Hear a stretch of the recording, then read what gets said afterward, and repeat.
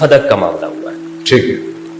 جب وہ ان کو حق نہیں دیا گیا جو ان کا حق بنتا تھا، تو سیدہ سلام اللہ علیہا، بخاری کی روایت ہے 4246 4241، سیدہ ناراض ہو گئی اور ان کا جنازہ امام علی علیہ السلام نے پڑھایا اور ولم یؤذن بہا ابا بکر، اور حضرت ابو بکر رضی اللہ تعالیٰ عنہ کو جنازے کی اجازت نہیں دی. اب دیکھیے ان کا سب سے پہلا جملہ دیکھیے کہ جو حق بنتا تھا وہ نہیں دیا گیا. یہ جملہ ہی کتنے بڑے مغالطہ پر مبنی ہے. یعنی یہ کہنا چاہتے ہیں کہ فاطمہ رضی اللہ عنہا نے جو ابو بکر صدیق رضی اللہ تعالی عنہ سے مطالبہ کیا تھا میراث کا، صحیح بخاری کی جو روایت ہے آپ دیکھ لیں، اس میں صحیح بخاری حدیث نمبر 4240، اس میں یہ ہے کہ اللہ کے رسول صلی اللہ علیہ وسلم کی وفات کے بعد فاطمہ بنت محمد صلی اللہ علیہ وسلم اللہ کے نبی صلی اللہ علیہ وسلم کے پاس آئیں اور کہتی ہیں کہ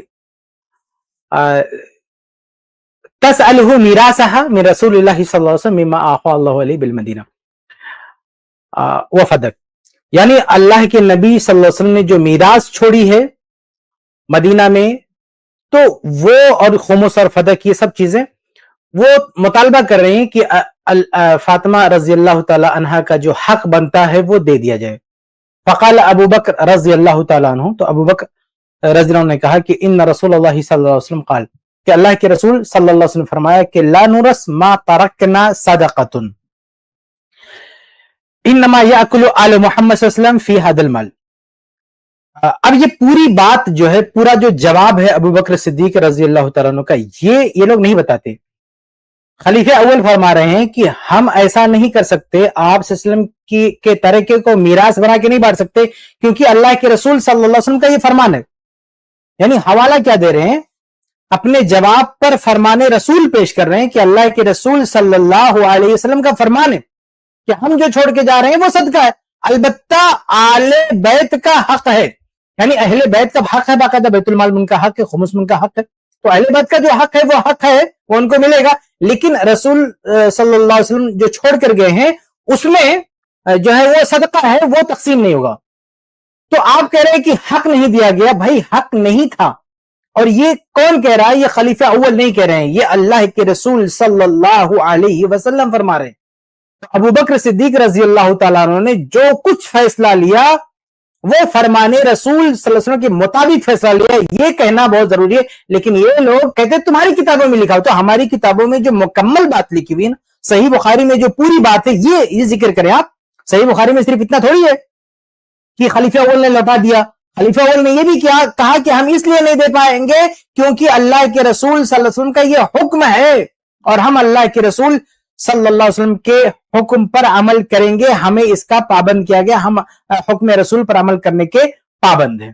تو یہ سب سے پہلی بات جو ہے ذہن میں رکھنی چاہیے. اور فرمایا کہ وَإِنِّي وَاللَّهِ لَا أُغَيِّرُ شَيْئًا مِّن صَدَقَةِ رَسُولِ اللَّهِ صلی اللہ علیہ وسلم عَنْ حَالِهِ الَّتِي كَانَ عَلَيْهَا فِي عَهْدِ رسول اللہ صلی اللہ علیہ وسلم. مطلب آگے پوری بات انہوں نے کہی کہ اللہ کے نبی کے زمانے میں صدقات کا جو معاملہ تھا میں اس میں کوئی تبدیلی نہیں کر سکتا. یہ خلیفہ اول ابو بکر صدیق رضی اللہ تعالیٰ عنہ نے کہا. آگے بڑھتے ہیں. تو سیدہ سلام اللہ علیہا، بخاری کی روایت ہے 4246 4241، سیدہ ناراض ہو گئی. اب یہ کہہ رہے ہیں کہ سیدہ ناراض ہوگی، یعنی فاطمہ رضی اللہ تعالی عنہا ناراض ہوگی. یہاں ناراض ہونے کی بات صحیح بخاری میں نہیں ہے، جو یہ فوجدت فاطمۃ علی ابی بکر فی ذلک فہجرت فلم تکلم حتی توفیت، یہ شاید ان کی جو ہے مراد ہے. یہ کہنا چاہتے ہیں کہ فاطمہ رضی اللہ تعالی عنہ جو ہے آپ کو چھوڑ دیا اور آپ سے بات نہیں کیا اس مسئلے میں. یعنی صراحت کے ساتھ الفاظ نہیں ہے، لیکن اس کا یہ مطلب نکال لیں کہ ناراض ہوگی. ہو سکتا ہے اس کے بعد ترک میں ہو بھی یہ بات، لیکن یاد رہے کہ یہ جو جملہ ہے صحیح بخاری میں بہت سارے اہل علم نے صراحت کی ہے کہ یہ جملہ مدرج ہے. یعنی سند میں امام زہری ہیں، آپ اس کی سند آپ دیکھیں گے، جنہوں نے پیش کیا نا، شاید اس کے بھی لگایا انہوں نے، تو اس میں آپ دیکھیں گے سند میں تو ابن شہاب ہے، ابن شہاب زہری ہیں. تو ابن شہاب یہ دیکھیے یہاں پہ دکھ رہا ہے اوپر، سب سے اوپر آپ دیکھیں گے ابن شہاب دکھ رہا ہے. تو ابن شہاب یہ امام زہری رحمہ اللہ ہے، تو امام زہری رحمہ اللہ کی ایک عادت ہے یہ حدیث بیان کرتے کرتے بیچ میں اپنی طرف سے کچھ باتیں رکھ دیا کرتے ہیں. جیسے صحیح بخاری میں دوسری جگہ کیا ہے، یہی ابن شہاب زہری ہیں، حدیث بیان کرتے ہوئے بیچ میں بیان کر دیتے کہ اللہ کے نبی صلی اللہ علیہ وسلم پر جب وحی کا سلسلہ منقطع ہو گیا تو اللہ کے نبی صلی اللہ علیہ وسلم نے خودکشی کا ارادہ کیا معاذ اللہ. یہ بات صحیح بخاری میں. اور امام بخاری رحمہ اللہ نے جب وہ روایت ذکر کی ہے تو پوری بات ذکر کر دی ہے، یعنی بیچ میں جو مدرج حصہ ہے وہ بھی امام بخاری رحمہ اللہ نے نقل فرما دیا. تو یہاں پہ ابھی جو یہ بات ہے آپ سنن بہقی وغیرہ میں جا کے دیکھیں گے اسی روایت کے، نہیں اس کے تمام طرق نقل کر کے دیکھیں گے تو صاف پتہ چلتا ہے کہ یہ بیان اما عائشہ رضی اللہ تعالی عنہ کا نہیں ہے. اما عائشہ کا مطلب کہ یہ جو پورا واقعہ ہے نا، اس پورے واقعے کو بیان کرنے والے کون ہیں؟ اس میں آپ دیکھیں سند ان عائشہ، اوپر پہلی لائن میں دیکھیں جنہوں نے اسکین لگایا تو ان عائشہ دکھ رہا، یعنی اما عائشہ رضی اللہ تعالیٰ عنہ اس پورے واقعے کو بیان فرما رہی ہیں. تو یہ جو مدرج واقعہ ہے یہ قالت سے نہیں آ رہا ہے بلکہ بعض روایتوں میں قالا سے آ رہا ہے. مطلب یہ ابن شہاب زہری کا فرمان ہے، اما عائشہ رضی اللہ تعالیٰ عنہ کا یہ بیان نہیں ہے، یعنی ان کی ناراضگی یا جو بھی کہہ لیں یہ اس کو بیان کرنے والی اما عائشہ رضی اللہ تعالیٰ عنہ نہیں ہے بلکہ یہ ابن شہاب زہری ہیں. اور ابن شہاب زہری اگر بیان کریں گے تو اس کی پوری متصل سند درکار ہوگی. اس لیے ہم یہ نہیں مانتے کہ فاطمہ رضی اللہ تعالیٰ عنہ ناراض ہو گئیں. تو بہت سارے اہل علم جیسے شیخ عثمان الخمس کو دیکھیں گے ان کا بھی بیان اس حدیث کے سلسلے میں یہ بیان ہے کہ یہ جو بیچ کا جملہ ہے یہ مدرج ہے. فاطمہ رضی اللہ تعالیٰ عنہ سے یہ قطعاً امید نہیں ہے کہ وہ حدیث رسول سننے کے بعد کوئی ناراضگی دل میں رکھیں یا حدیث رسول سننے کے بعد وہ اس کے تعلق سے کچھ بات کہا. اچھا بعض علم نے بھی کہا ہے کہ یہ جو بات نہیں کیا اس سلسلے میں اس سے مراد یہ کہ وراثت کے سلسلے میں بات نہیں کیا، لیکن اگر ہم اس کو اس بات پر محمول کر لیں کہ وہ ناراض ہو گئی تھیں اور ابو بکر صدیق رضی اللہ عنہ سے گفتگو نہیں کیا تو یہ جملہ ثابت نہیں ہے، صحیح سند سے اس کا ثبوت نہیں ہے. تو روایت کے ہم تمام طرق کو جمع کرتے ہیں تو یہ مدرج معلوم ہوتا ہے. اس لیے ہم فاطمہ بنت محمد صلی اللہ علیہ وسلم پر کی طرف یہ بات منسوب نہیں کر سکتے کہ وہ خلیفہ اول سے ناراض ہوئیں. آگے بڑھتے ہیں. اور پھر وہ اسی طرح ناراضگی کی حالت میں ان کا وصال ہوا. اور دیکھیے کہہ رہے ہیں ناراضگی کی حالت میں ان کا وصال ہوا، یہ بھی جو ہے میں نے بتا دیا کہ یہ مدرج ہے، یہ ثابت نہیں ہے. یہ صحیح بخاری کی بڑی لمبی روایت ہے لیکن جو سند متصل سند سے جس حصے کا لنک نہیں ہے اس کو ہم صحیح بخاری کی جو صحیح احادیث ہیں اس درجے میں ہم نہیں رکھ سکتے. اس کو صحیح ماننے کے لیے اس کی صحیح سند درکار ہوگی. اور ان کا جنازہ امام علی علیہ السلام نے پڑھایا اور ولم یؤذن بہا ابا بکر، اور حضرت ابو بکر رضی اللہ تعالیٰ عنہ کو جنازے کی اجازت نہیں دی. اب دیکھیے یہاں پہ رکیے، انہوں نے الفاظ پڑھے ہیں کہ علی رضی اللہ تعالی عنہ نے اجازت نہیں دی.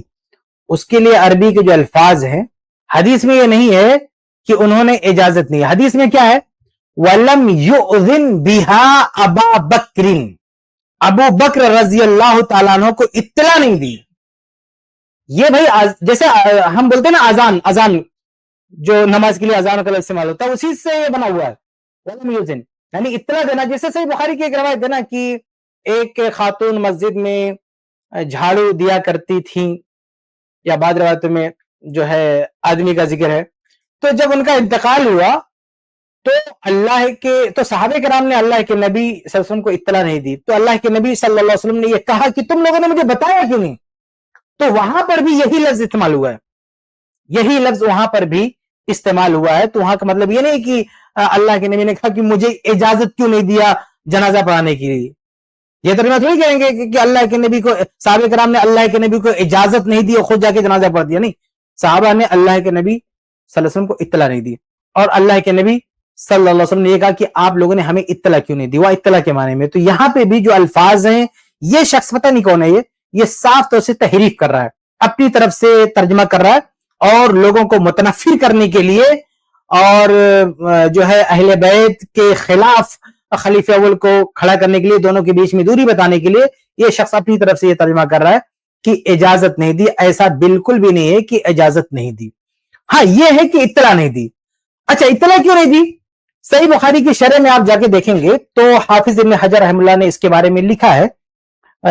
صحیح بخاری فتح الباری جلد 7 صفحہ 494 پہ آپ دیکھیں گے تو ابن حجر رحمہ اللہ فرماتے ہیں کہتے ہیں کہ وَلَعَلَّهُ لَمْ يُعْلِمْ أَبَا بَكْرٍ بِمَوْتِهَا کہ علی رضی اللہ تعالی عنہ نے ابو بکر صدیق رضی اللہ تعالیٰ عنہ کو فاطمہ رضی اللہ عنہ کی موت کی اطلاع نہیں دی لِأَنَّهُ ظَنَّ أَنَّ ذَلِكَ لَا يَخْفَى عَنْهُ، کیونکہ علی رضی اللہ تعالیٰ عنہ کو معلوم تھا کہ یہ بات ابو بکر صدیق رضی اللہ عنہ سے مخفی نہیں ہو سکتی، یعنی انہوں نے اطلاع اس لیے نہیں دی کیونکہ خلیفہ اول کو اس بات کی اطلاع نہ پہنچے یہ ممکن نہیں ہے، یعنی ان کو یہ بات معلوم ہو جائے گی، باقاعدہ اہتمام کر کے ان کے پاس پیغام بھیجوانے کی ضرورت نہیں ہے۔ اور چنانچہ بہت ساری روایات سے باقاعدہ اس بات کا ذکر ملتا ہے، بلکہ طبقات ابن سعد وغیرہ کی روایت اور بہت ساری کتب احادیث کی روایت آپ دیکھیں گے کہ اس میں یہ باقاعدہ ذکر بھی ہے کہ ابو بکر صدیق رضی اللہ تعالی عنہ اس جنازے میں شریک تھے، اور اسی طرح سے ابو بکر صدیق رضی اللہ عنہ کی بیوی کا ذکر ملتا ہے کہ وہ فاطمہ بنت محمد صلی اللہ علیہ وسلم کو غسل دینے میں وہ شریک تھیں، وہ غسل دینے میں شریک تھی، جنازہ تیار کرنے میں ان کا ہاتھ تھا۔ تو یہ کیسے ممکن ہے کہ خلیفہ کی بیوی شریک ہوں جنازے تکفین میں اور خلیفہ کو اس کی خبر، خلیفہ اول کو اس کی خبر نہ ہو؟ یہ ممکن نہیں۔ تو ابن حجر رحم اللہ فتح الباری میں، صحیح بخاری کی شرح میں فتح الباری میں لکھ رہے ہیں کہ علی رضی اللہ تعالیٰ عنہ نے جو اطلاع نہیں دی وہ اس لیے کہ ان کو یقین تھا، ان کو گمان تھا، ان کو پتا تھا کہ ابو بکر صدیق رضی اللہ تعالیٰ عنہ کو یہ بات پہنچ جائے گی۔ اور آپ دیکھیں یہ صحیح مسلم کی ایک روایت ہے نا کہ اللہ کے نبی صلی اللہ علیہ وسلم نے ایک دن اچانک پوچھا، کئی سوالات کیے، کہا آج تم میں سے کوئی روزہ ہے؟ رمضان کا مہینہ نہیں تھا، اور یہ بھی نہیں کہا تھا کہ کل میں سوال کروں گا، کہا کہ آج تم میں سے کوئی روزہ سے ہے؟ هل منکم من اصبح اليوم صائما؟ تو سارے صحابہ خاموش ہیں۔ قال ابو بکر الصدیق انا، ابو بکر صدیق رضی اللہ تعالیٰ عنہ نے کہا کہ آج میں روزہ رکھی ہوئی ہوں۔ اس کے بعد اللہ کے نبی صلی اللہ علیہ وسلم نے دوسرا سوال کیا کہ آج تم میں سے کوئی ایسا ہے جس نے اطعم اليوم مسکین، آج کسی مسکین کو کھانا کھلایا ہو؟ تو سارے صحابہ خاموش ہیں۔ قال ابو بکر انا، ابو بکر صدیق رضی اللہ تعالیٰ نے کہا کہ آج میں نے کسی مسکین کو کھانا بھی کھلایا۔ اس کے بعد ایک سوال ہوا کہ تم میں سے کوئی ایسا ہے عاد منکم اليوم مریضا، کسی مریض کی عیادت کی ہو؟ سارے صحابہ خاموش ہیں۔ قال ابو بکر صدیق انا، ابو بکر صدیق رضی اللہ عنہ نے کہا کہ اللہ کے رسول آج میں نے کسی بیمار کی عیادت بھی کی ہے۔ اور ایک سوال اس میں یہ تھا کہ تم میں سے کوئی ایسا بھی ہے من تبی اليوم جنازتن، کہ آج کسی جنازے میں اس نے شرکت کی ہو؟ سارے صحابہ خاموش ہیں۔ قال ابو بکر صدیق انا، ابو بکر صدیق رضی اللہ تعالیٰ عنہ نے کہا کہ ہاں میں نے جنازے میں بھی شرکت کی۔ آپ سوچیں وہ صحابی جو ایسے شخص کے جنازے میں شریک ہو رہے ہیں جس کے جنازے کا شاید اور لوگوں کو پتہ بھی نہیں، یعنی اس پوری مجلس میں کسی نے اس جنازے میں شرکت نہیں کی۔ آپ سوچیں کتنا کوئی انون شخص کا، یعنی بہت معروف نہیں رہے ہوں گے یا کوئی بہت بڑا نام نہیں رہا ہوگا، بہت چچا نہیں رہا ہوگا، ان کے جنازے میں ابو بکر صدیق رضی اللہ عنہ شریک ہو رہے ہیں اور دوسرے صحابہ شریک نہیں ہو رہے ہیں۔ یہ کیسے ممکن ہے کہ فاطمہ رضی اللہ تعالی عنہا کے جنازے میں شرکت نہ کریں؟ اس لیے ابن حجر رحمہ اللہ فرما رہے ہیں کہ علی رضی اللہ تعالیٰ نے ان کے لیے کوئی خصوصی اطلاع نہیں بھجوائی کیونکہ ان کو یقین تھا کہ ان تک یہ بات پہنچ جائیں گی، وہ تشریف لائیں گے، یہ ان کا یہ حسن ظن تھا۔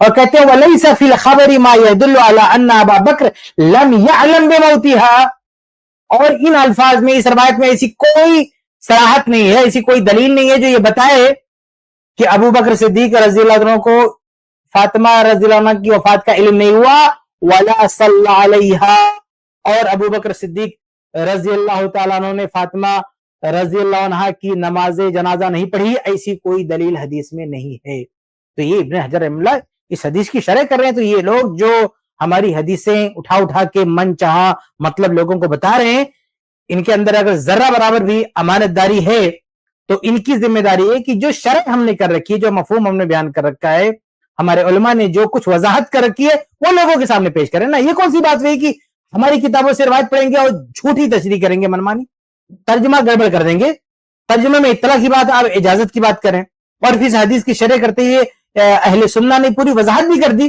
اہل سنت کی طرف سے پوری تشریح موجود ہے کہ ابو بکر سے یہاں اس کا کوئی ایسا مطلب نہیں ہے کہ ابو بکر صدیق رضی اللہ تعالیٰ عنہ کو اس کی اطلاع نہیں ملی یا آپ تشریف نہیں لائے، ایسی کوئی جو ہے بات موجود نہیں ہے. اور مزید یہ کہ دوسری روایت میں صراحت بھی موجود ہے، دوسری روایات میں صراحت بھی موجود ہے کہ نہ صرف ابو بکر صدیق رضی اللہ تعالیٰ عنہ جنازے میں شریک ہو رہے ہیں، نماز جنازہ پڑھ رہے ہیں، بلکہ آپ کی بیوی جو ہے غسل میں اور تدفین میں شرکت فرما رہی ہیں اور اس میں وہ حصہ لے رہی ہیں. اس لیے یہ صحیح بخاری کی حدیث اٹھا کے اور من چاہا ترجمہ کر کے بلکہ اس میں تحریف کر کے لوگوں کو دھوکہ دینا یہ اچھی بات نہیں ہے. آگے بڑھتے ہیں.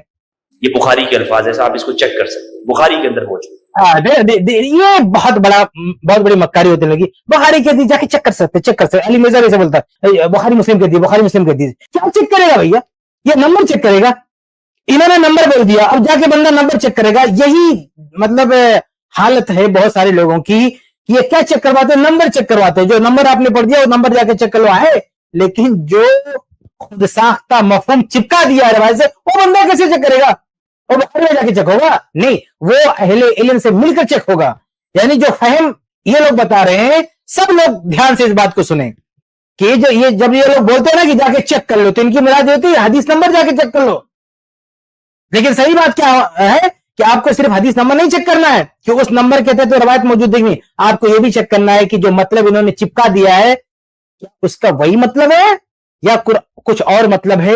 یہ ویریفائی کریں علماء سے مل کر، علماء سے ملے اور دیکھیں. اور سب سے بڑی بات کیا ہے؟ صحیح بخاری کی شرح میں جائے. یعنی مطلب کو ویریفائی کرنے کے لیے صحیح بخاری کی سب سے نمائندہ شرح فتح الباری ہے. فتح الباری میں جا کے دیکھیں کہ وہ مطلب ہے کہ نہیں. تو اگر نمبر چیک کرنا ہے ٹھیک ہے صحیح بخاری میں جائے، اور مفہوم چیک کرنا ہے فتح الباری میں جائے. بلکہ فتح الباری بھی حرف آخر میں دوسری بخاری کی شرح اس میں بھی جائے، جو باحیات علماء ہیں ان سے ملے.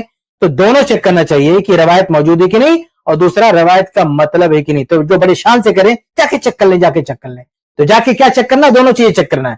اب جب ہم جا کے چیک کرتے ہیں حدیث تو موجود ہے، لیکن حدیث کا مفہوم کہیں موجود نہیں جو یہ صاحب بتا رہے، چیک کرنے سے کہیں نہیں مل رہا. وہ یہ موقف ہمیں بخاری سے معلوم. بخاری میں آپ کہہ رہے ہیں حضرت ابو بکر، یہ موقف بخاری سے معلوم. کدھر معلوم ہو رہا ہے بخاری سے؟ بھائی صحیح بخاری سے یہ موقف کہاں سے معلوم ہو رہا ہے؟ یہ خود آپ نے اپنے گھر سے موقف بنا دیا اور کہتے ہیں کہ صحیح بخاری سے موقف جو ہے معلوم ہو رہا ہے. صحیح بخاری میں ہرگز یہ بات نہیں ہے جو آپ صحیح بخاری کی حدیث پڑھ کے بیان فرما رہے ہیں.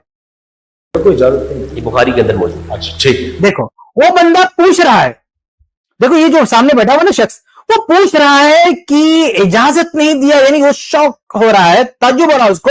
لیکن ہاں صحیح بخاری پہ صحیح بخاری. ابھی کون سمجھائے؟